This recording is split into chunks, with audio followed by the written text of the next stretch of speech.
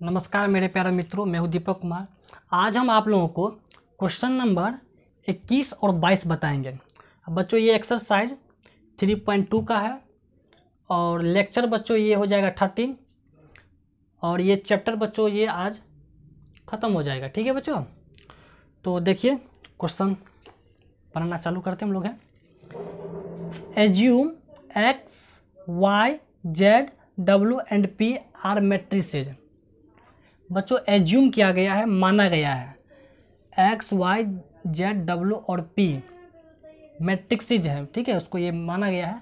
Of order बच्चों इसका order भी दे चुका है 2/n 3/k 2/p n/3 and p/k। बच्चों इसको मल्टीप्लाइड नहीं कहते हैं। मैट्रिक्स में जब ऑर्डर हम लोग पढ़ते हैं तो बाय कहते हैं बच्चों। ठीक है, बाय जैसे ना यहाँ पर है ना 2 मल्टीप्लाइड n नहीं कहेंगे, 2/n 3/k ऐसे करके हम लोग पढ़ते हैं। ठीक है, रेस्पेक्टिवली मतलब x का ऑर्डर ये दिया है, y का ऑर्डर ये है, z का ऑर्डर ये है, w का ऑर्डर ये है, p का ऑर्डर ये है।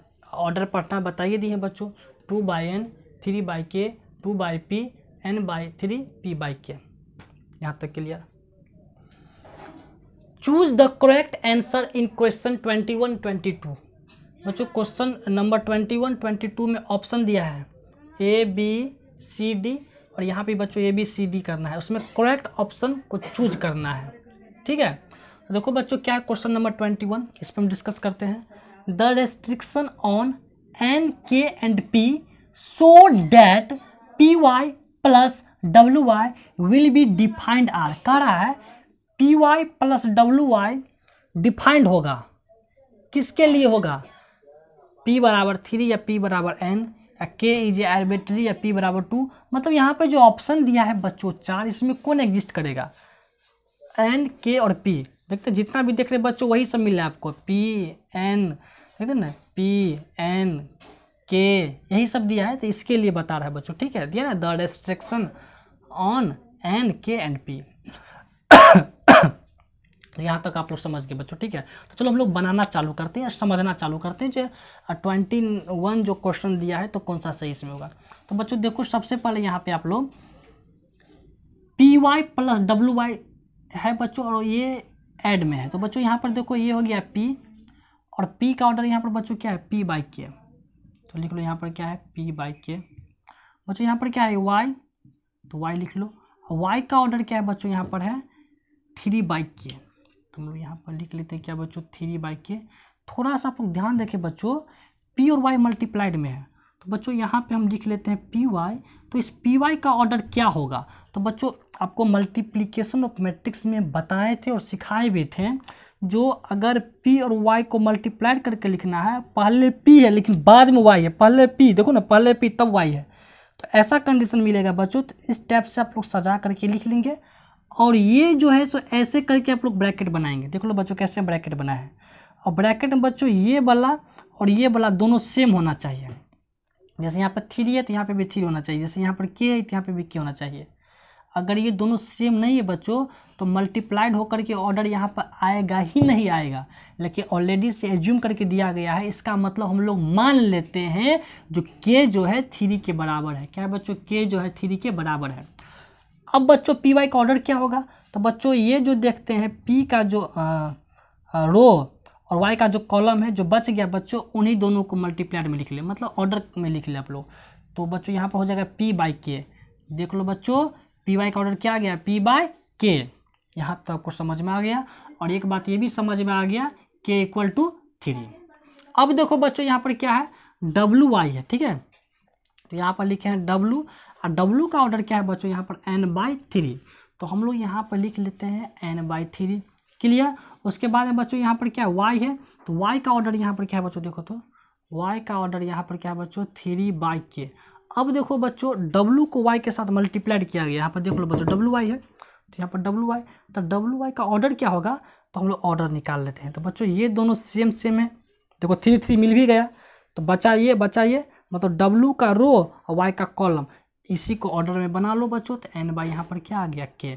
अब बात यहाँ पर क्या है बच्चों, PY प्लस WY को ऐड किया गया है। तो बच्चों ये PY प्लस WY ऐड तभी कर सकते हैं जब इन दोनों का ऑर्डर क्या होना चाहिए, सेम होना चाहिए। तो बच्चों पी वाई का ऑर्डर देखो यहाँ पर क्या है, पी बाई के, और डब्ल्यू वाई का ऑर्डर बच्चों क्या यहाँ पर है, एन बाई के। तो बच्चों इन दोनों का ऑर्डर कब करेंगे, ऐड कब करेंगे, ये जो P Y plus W Y जब ऑर्डर सेम हो तो बच्चों देखते हैं ये के मैच कर रहा है। तो बच्चों इसका मतलब ये होता है जैसे यहाँ पर P है तो यहाँ पर P होना चाहिए, या तो यहाँ पे N है तो यहाँ पे भी N होना चाहिए, मतलब P और N आपस में इक्वल होना चाहिए। तो आप लोग थोड़ा बात को समझे, P Y plus W Y defined कब होगा, P Y plus W Y defined कब होगा, जब P और N आपस में बराबर हो। अगर बराबर नहीं होगा बच्चों तो आप इन दोनों को ऐड ही नहीं कर पाएंगे, ना तो डिफाइंड कर पाएंगे।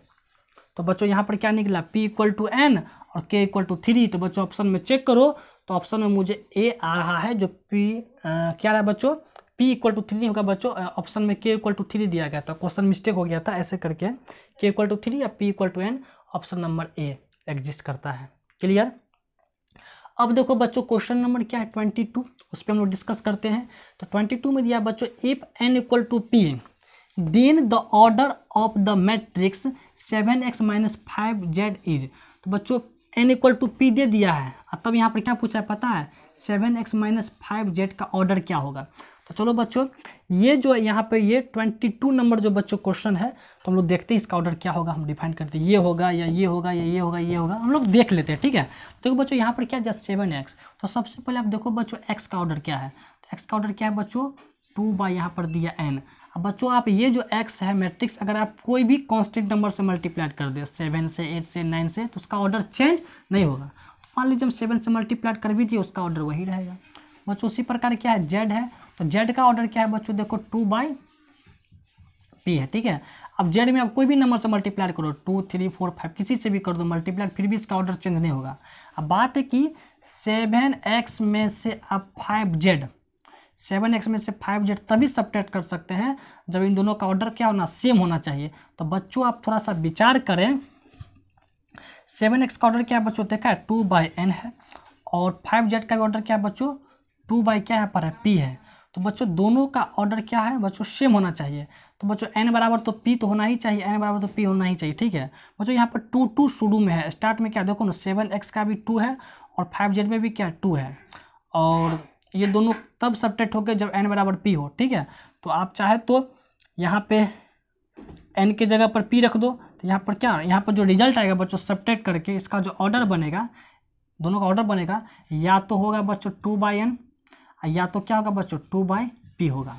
मेरा बात समझ रहे हैं ना, या तो 2 बाई n होगा या तो 2 बाई p होगा, लेकिन शुरू में स्टार्टिंग में 2 होगा ही। 7x में से अगर 5z को सब्ट्रैक्ट करेंगे बच्चों तो स्टार्ट में तो 2 होगा ही, या तो 2 बाई n होगा और नहीं 2 बाई n होगा बच्चों इसका ऑर्डर, तो 2 बाई क्या होगा p होगा, क्योंकि n p के बराबर है, यहाँ पे दे चुका है देखो ना n इक्वल टू p होगा। तो बच्चों हम लोग चेक कर लेते हैं, तो देखो बच्चों 2 बाई n यहाँ पे तो p बाई 2 है, ये ऑर्डर तो होगा नहीं क्योंकि स्टार्टिंग में 2 होना चाहिए। देख लो बच्चों यहाँ पे बता दिए 2 होना चाहिए स्टार्टिंग में, 2 बाई n होगा नहीं तो 2 बाई p होगा। तो हमको 2 बाई n मिला है, 2 बाई अगर p भी कहीं पे ऑप्शन में होता तो वो भी हो सकता था, लेकिन नहीं दिया है। n बाई 3 भी नहीं होगा, ये भी नहीं होगा, ये भी ऑप्शन नहीं होगा, ये भी ऑप्शन नहीं होगा, ये होगा। तो बच्चों ये क्वेश्चन नंबर 21 और 22 और आज ये चैप्टर खत्म हो गया। नेक्स्ट लेक्चर में मिलते हैं फिर से। आप लोग इस चैनल को लाइक से सब्सक्राइब जरूर कीजिएगा। धन्यवाद।